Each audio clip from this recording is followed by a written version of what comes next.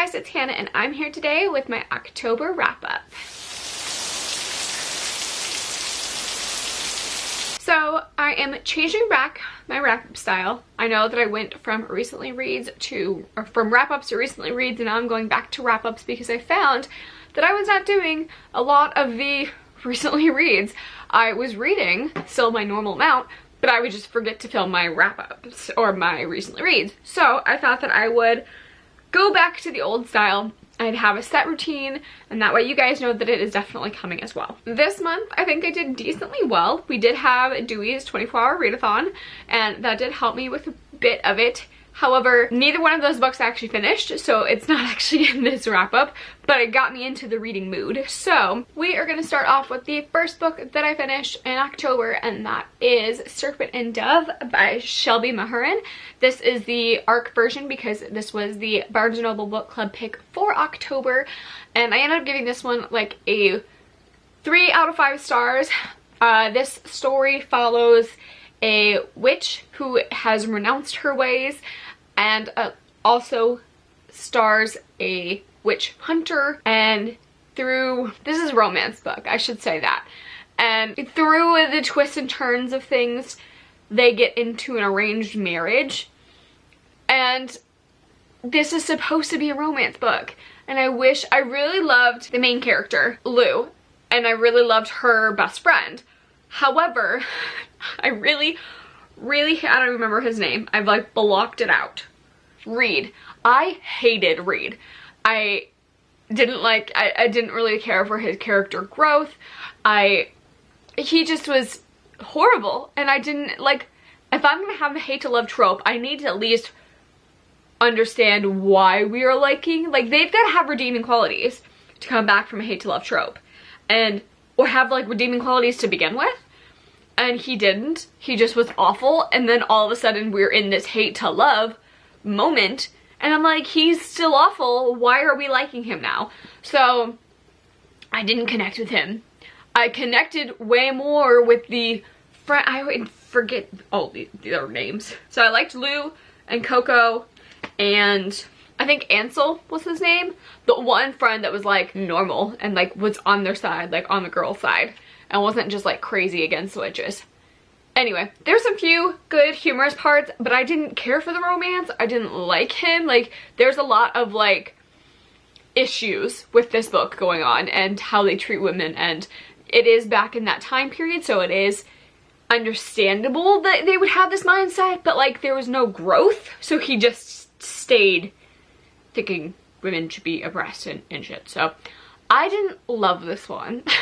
I gave it 3 stars because I did like there were some funny bits, and I did like significant, like I liked 3 of the main characters, and I thought the magic system was cool. I just really hated the romance. Like, we could have just give me a story. I honestly said this in my book club book, and I was like, give me a romance with Louise and Coco. Like, I would have loved that, and that would have been so much better. So much better. So 3 out of 5 stars for Serpent and Dove. Next up was another 3-star read for me. This is Demon in the Whitelands by Nikki Z. Richard. I did receive this copy sent to me by the publishers, and I'm so grateful for that relationship because they honor integrity and honesty with their reviews. So just because I got sent this does not mean that I am influenced to give it a certain rating. I did give this one a 3 out of 5 stars. I was so interested in this premise because it was a boy named Samuel who is a clerk's son. The clerk is not supposed to have any human touch. So the fact that he has a son is very controversial. He isn't supposed to touch anybody, and no one is supposed to touch him because he is supposed to be a holy man. So the fact that he has a son is controversial because that obviously means that he has gotten touched, and they end up killing the mother and keeping the son. So the son is growing up to be a prodigy of this clerk, and he's supposed to be taking over, and he's also supposed to become a clerk. So he doesn't really have a very nurturing upbringing, and also he's been ostracized by the entire community because of this. So he doesn't want to be a clerk. He doesn't like that. So he ends up getting in with the corrupt mayor. The mayor catches this demon and holds this demon in a cell, and Samuel basically has to get this demon to trust him, and he like takes care of this demon. So the reason why I gave it a 3 out of 5 stars, the writing was good. Like, it wasn't a bad writing style. My problem with it was they focus so much on her gender, and I say her because that they constantly is like, is she a girl, is she not, because she doesn't have genitals. And the story gets very weird, but in a good way. But the demon doesn't have genitals, and so they're very focused on trying to identify this human or this demon. And the relationship that occurs between the demon and Samuel is very kind of cringy, because they talk about the demon being younger, so the demon looks like a young girl, and Samuel, I don't think Samuel's 18. I'm not sure, I don't remember how old he was, but it's a significant age difference, and it was just weird. It kind of felt like a child adult romance that was happening, and there was definitely a connection there, but the demon didn't speak. Like, the demon communicated it in a different way, but there was not like consent, or like the demon's still in a cell being chained up. Like, it wasn't a good situation, and it made me uncomfortable, and I was so annoyed that we couldn't just get past and be like, it's a demon, stop trying to identify the demon, that it put me so out of the mood of this book. So 3 out of 5 stars for Demon in the Whitelands. The next book that I finished in the month of October is The Flat Share by Beth O'Leary. I thoroughly enjoyed this. I gave this one a 4 out of 5 stars. This is a adult fiction book, but it's more focused on the romance, but it's not a romance book. It's definitely a contemporary book, and I really enjoyed this one.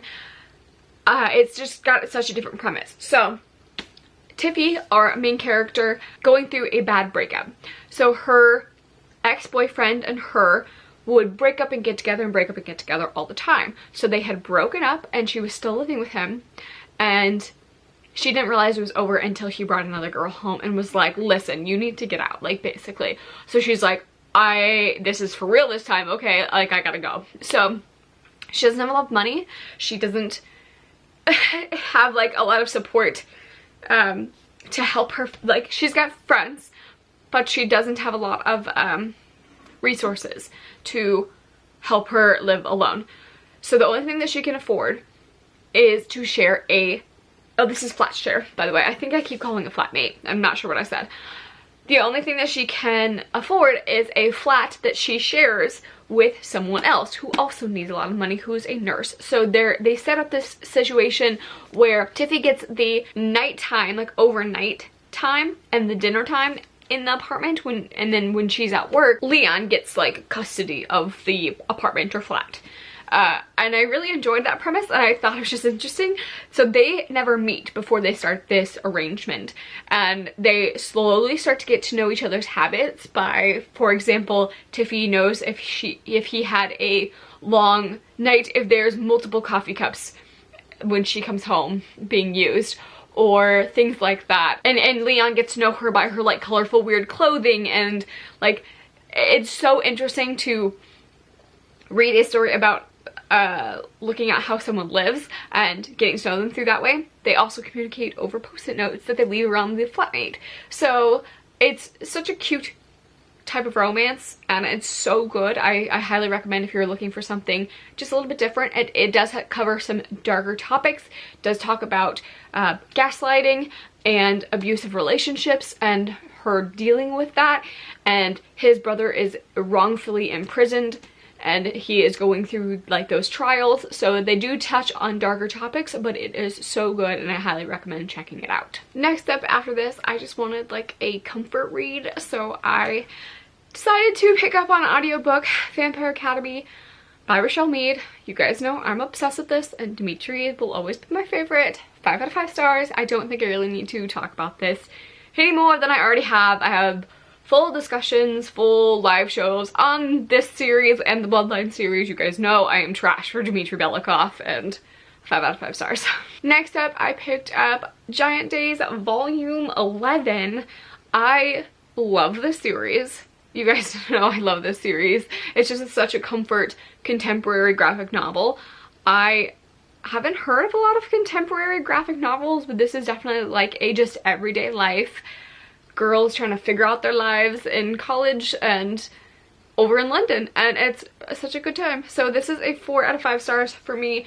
This one, we got to see some character development from one of the girls and her love life struggle.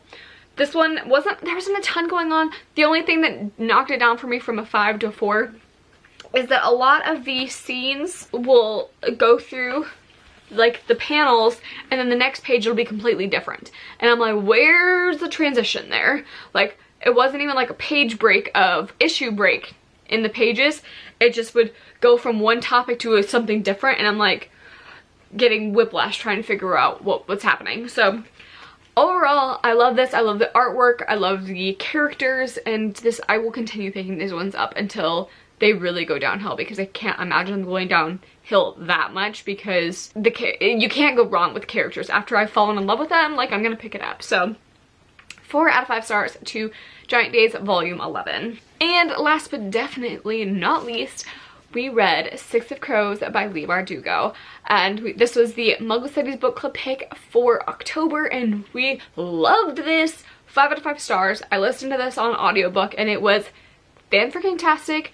I highly recommend the audiobook because there is a full cast of characters, and all of the characters are so well developed, and they each have a very distinctive voice, and obviously more characters were more developed than some, but they were all done so uniquely, and I loved every part of it. I loved heist stories. I loved how fast-paced this read. The world development was very well done. Like, all of it top-notch. I really, really enjoyed this, and I enjoyed this so much more than the Shadow and Bone trilogy. It's not even funny. Like, I enjoyed it, but like, I love this series, so I cannot wait to continue on and read Crooked Kingdom for next month. So I'm very excited. Please join us because we had so much fun discussing Six of Crows this month, and we are doing Crooked Kingdom over on Gabby's channel. So those are all the books that I read for the month of October. I think I had a pretty good reading month. Let me know down below what your favorite book that you have read in October was, and I will see you guys in my next video. Thank you for watching. Bye.